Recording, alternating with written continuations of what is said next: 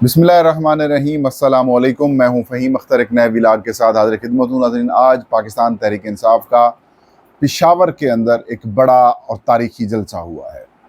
जलसा बहुत बड़ा था, इसमें कोई शक नहीं। एक बड़ी तादाद में पाकिस्तान तहरीक इंसाफ के जो वर्कर्स हैं वो एक बार फिर इमरान खान साहब की कॉल के ऊपर बाहर निकले हैं। लेकिन वो जलसा, ये सारा कुछ कंट्रोल्ड क्यों था?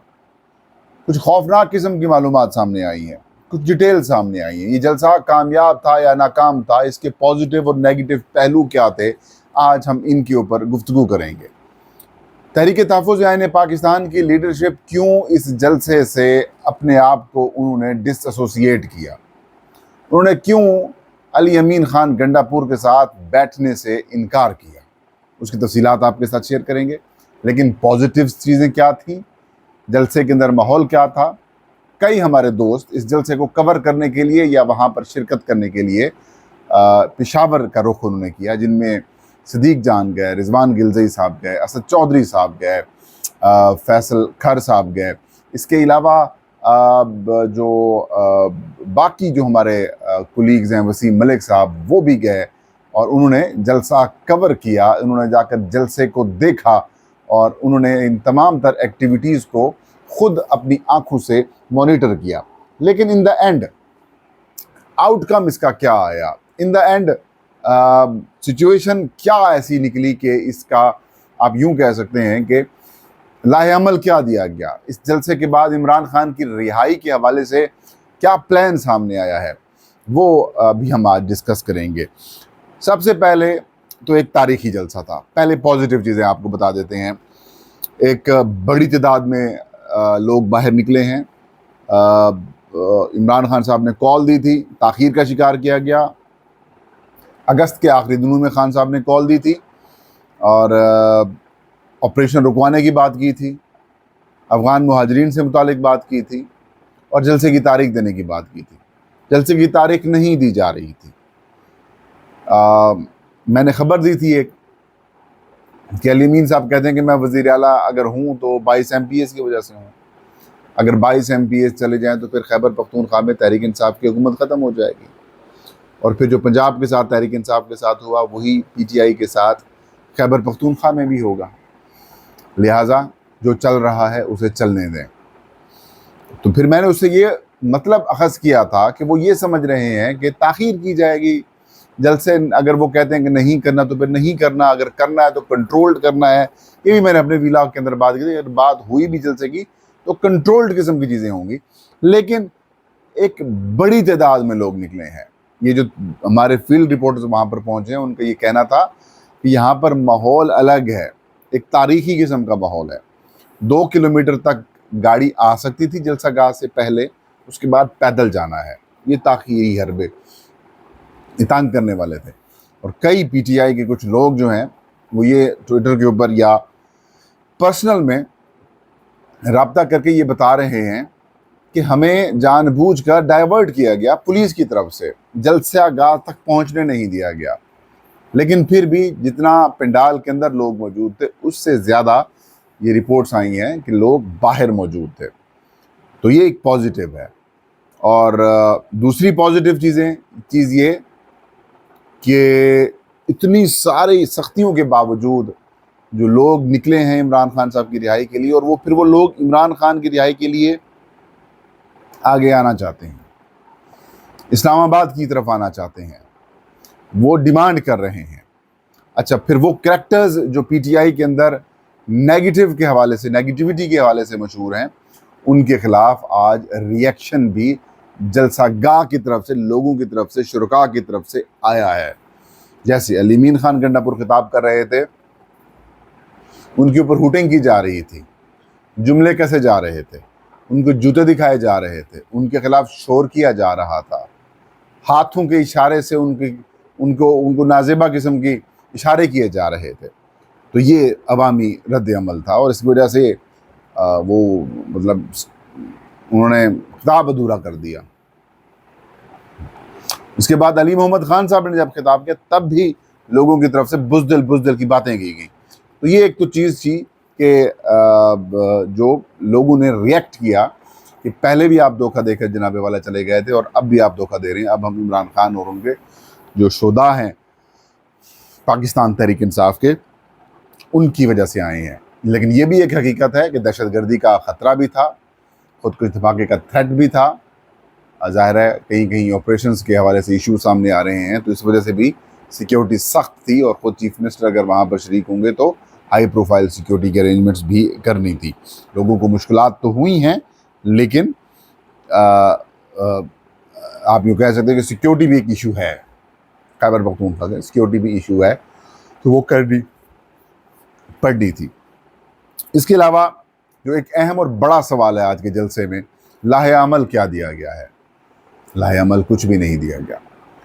سلمان اکرم راجہ صاحب نے کچھ 4-5 قراردادیں پیش کی ہیں الیکشنز چرانے کے حوالے سے، کہ چوری کی گئی ہے، ان کو ہم ایکسیپٹ نہیں کرتے، آپریشن کے خلاف، پھر جو حقوق ہیں لوگوں کے، پانی کے حقوق ہیں، منرلز کے حقوق ہیں، ان کی بات کی گئی ہے، عمران خان صاحب کی رہائی کی بات کی گئی ہے، بے گناہ قیدیوں کی رہائی کی بات کی گئی ہے، آپریشنز کی مخالفت کی گئی ہے۔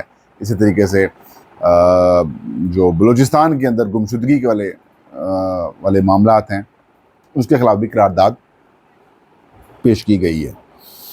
لیکن انٹرسٹنگ بات یہ ہے کہ آج کے اس اجلاس میں، اس جلسے کے اندر تحریک تحفظ آئین پاکستان کی لیڈرشپ، انہوں نے شرکت سے معذرت کی ہے، انکار کیا ہے، وہ شریک نہیں ہوئے۔ میں نے پوچھا کچھ لوگوں سے، پاکستان تحریک انصاف کے کچھ لوگوں سے پوچھا، کیونکہ پہلے یہ اطلاعات آ رہی تھی کہ یہ جلسہ جو ہوگا، جو کہ محمود خان اچکزئی صاحب نے اس سے خطاب کرنا ہے، اور ان کا کی نوٹ خطاب ہوگا، کی سپیچ جو ہوگی وہ محمود خان اچکزئی صاحب کی ہوگی، کیونکہ خان صاحب کی طرف سے یہ پیغام آیا گیا تھا کہ اچکزئی صاحب لیڈ کریں گے، وہ خطاب کریں گے۔ لیکن ذرائع یہ بتاتے ہیں کہ اچکزئی صاحب نے آنے سے انکار کر دیا ہے۔ لیکن کچھ لوگ یہ بتا رہے ہیں کہ محمود اچکزئی صاحب کی مسز کی سرجری ہوئی ہے اور اس وجہ سے وہ نہیں آ سکے، جبکہ علامہ راجہ ناصر عباس صاحب، تو علامہ صاحب کے بارے میں یہ کہا گیا کہ وہ سیلاب متاثرین کی امداد کے حوالے سے پنجاب کے دورے کے اوپر ہیں۔ ہو سکتا ہے ایسا ہو، لیکن میں نے جو چیک کیا تو پتہ یہ چلا کہ ان تحریک تحفظ آئین پاکستان کی تمام لیڈرشپ نے جلسے میں شرکت سے انکار کیا۔ اس وجہ سے انکار کیا تو ایک تو چیزیں کنٹرولڈ کی جا رہی تھیں، دوسرا علی امین خان گنڈاپور ہیں، وہ یہ کہتے ہیں کہ علی امین خان گنڈاپور جو ہیں وہ اسٹیبلشمنٹ کے نمائندے ہیں، اور وہ اسٹیبلشمنٹ کے نمائندے ہونے کی وجہ سے ہم ان کے ساتھ سٹیج شیئر نہیں کر سکتے۔ ذرائع کا یہ بھی کہنا ہے، یہ بات بھی کی گئی کہ اگر علی امین خان گنڈاپور کے ساتھ سٹیج شیئر کیا گیا، اگر ہم نے سٹیج شیئر کیا اور انہوں نے کوئی ایسی بات کر دی جو کہ آج انہوں نے کچھ فیور میں کی ہے، تو وہاں پر کافی ایشوز پیدا ہو سکتے تھے تحریک انصاف کے رہنماؤں کے درمیان، اور وہاں پر معاملات خراب ہو سکتے تھے۔ میں پہلے بھی کہہ چکا ہوں کہ عمران خان صاحب کی جانب سے تمام اختیارات جو ہیں وہ محمود خان اچکزئی کو دیے گئے۔ محمود خان اچکزئی کو قومی اسمبلی میں انہوں نے اپوزیشن لیڈر مقرر کیا۔ سینٹ آف پاکستان میں علامہ راجہ ناصر عباس صاحب کو عمران خان نے اپوزیشن لیڈر مقرر کیا، نامینیٹ کیا، اور یہ دونوں شریک نہیں ہوئے۔ اس کا مطلب یہ تھا کہ عمران خان جن کے اوپر ٹرسٹ کر رہے تھے، وہ ٹرسٹ کرنے والے لوگ نہیں، جن کے اوپر عمران نے ٹرسٹ کیا، انہوں نے اس تحریک انصاف کی لیڈرشپ کے اوپر مسٹرسٹ کر دیا ہے۔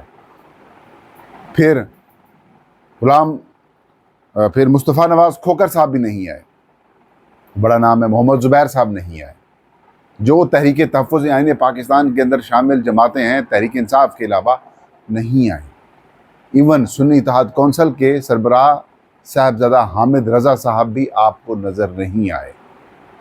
اس کا سیدھا سا مطلب یہ تھا کہ شاید گفتگو کنٹرولڈ کرنی تھی، اپنے بندوں سے گفتگو کروانی تھی، اور جو رسپانس بھی دیا گیا وہ آج کی جنید اکبر صاحب نے جو خطاب کیا، بڑا سخت قسم کا خطاب تھا، صرف ان کو شرکاء کی طرف سے پازیٹیو رسپانس ملا، باقی سب کو ملا جلا رسپانس ملا، اور جناب جو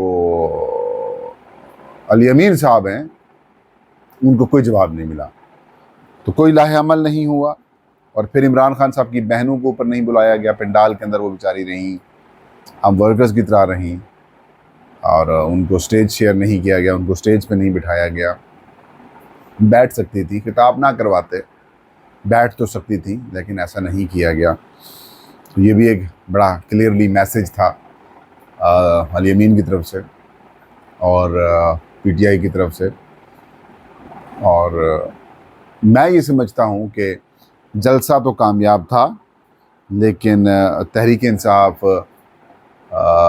وہ لاہ عمل دینے میں ناکام رہی۔ اب دیکھتے ہیں کہ عمران خان صاحب اس جلسے کے اوپر عمران خان کو کیا رپورٹ پیش کی جاتی ہے، اور عمران خان اس کے بعد کیا ریئیکٹ کرتے ہیں، کیا ایکشن لیتے ہیں۔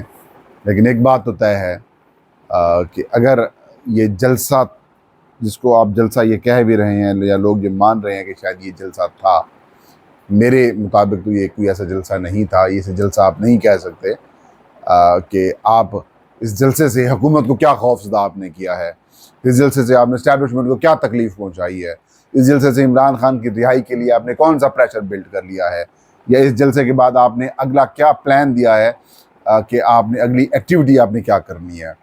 بس آپ نے جلسہ کیا، لوگوں کو جمع کیا، لوگوں کو مایوس کیا، اور لوگ مایوس ہو کے پھر واپس چلے گئے۔ اس سے بہتر یہ تھا کہ جلسہ کرتے ہی نہ۔ بہرحال یہ میری رائے ہے، آپ اس اختلاف بھی کر سکتے ہیں، اور میں ویلکم کروں گا کہ آپ میری اس رائے سے اختلاف کریں، لیکن اس سوال کا جواب رہے گا کہ اچکزئی صاحب کیوں نہیں ہے، راجہ ناصر عباس کیوں نہیں ہے، سیدہ حامد رضا کیوں نہیں ہے، ٹھیک ہو گیا، پھر مصطفیٰ نواز کھوکھر کیوں نہیں ہے، محمد زبیر صاحب کیوں نہیں ہے، شاہد خاقان عباسی کیوں نہیں ہے، یا پھر جو وہ لوگ جو تحریک تحفظ آئین پاکستان کے اندر شامل ہیں وہ لوگ کیوں نہیں ہیں۔ آئی ہوپ یہ اس کا آنسر کرے گا۔ تو یہ مختلف کو اجازت دیجیے۔ اللہ ہم سب حامی ناصر ہو۔